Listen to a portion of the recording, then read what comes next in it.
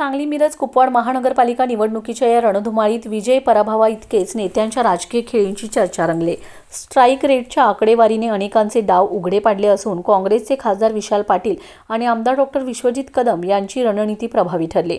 विश्वजित कदम यांनीही ठराविक कार्यकर्त्यांपुरतेच मर्यादित न राहता संपूर्ण लक्ष घातले, त्यामुळेच हे शक्य झाल्याची चर्चा आहे। भाजपने सर्वाधिक जागा मिळवल्या असल्या तरी 78 पैकी त्यांना 39 जागा मिळाल्यामुळे त्यांचा स्ट्राईक रेट 50%च राहिलाय। अंतर्गत गटबाजीचा मोठा फटका बसल्याचेही या निकालातून स्पष्ट झाले। काँग्रेसने 32 पैकी 18 जागा जिंकून तब्बल 56.25% स्ट्राईक रेट नोंदवलाय। उमेदवार निवडीपासून प्रचार यंत्रणेमध्ये विशाल पाटील आणि डॉक्टर विश्वजित कदम यांनी आखलेली व्यूहरचना अचूक ठरली। स्थानिक पातळीवरील कार्यकर्त्यांची मोठ बांधणे, मतदारांशी थेट संवाद आणि विरोधकांची कोंडी करणारे नियोजन यामुळे काँग्रेसला अनपेक्षित झेप घेता आली। भाजपने 78 पैकी 39 जागा मिळवित 50% स्ट्राईक रेट गाठला असला तरी अपेक्षित यश मिळालं नाही। अनेक ठिकाणी उमेदवारीवरून उफाळलेली नाराजी, अंतर्गत गटबाजीमुळे भाजपचे हक्काचे बालेकिल्लेही ढासळलेत। पक्षाची संघटनात्मक ताकद असूनही समन्वयाचा अभाव महागात पडल्याची चर्चा आहे। राष्ट्रवादीत मात्र चित्र उलटले।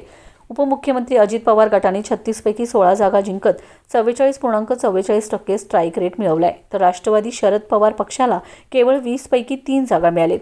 त्यांचा स्ट्राईक रेट अवघ्या 15% राहिलाय।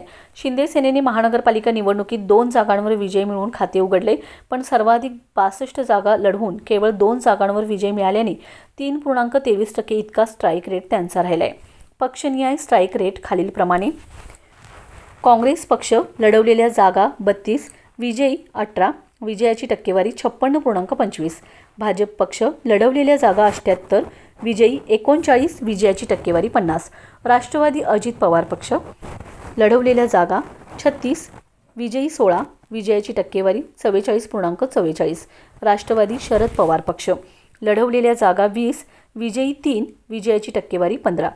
शिंदे सेना पक्ष लढवलेल्या जागा 62, विजयी 2, विजयाची टक्केवारी 3.23।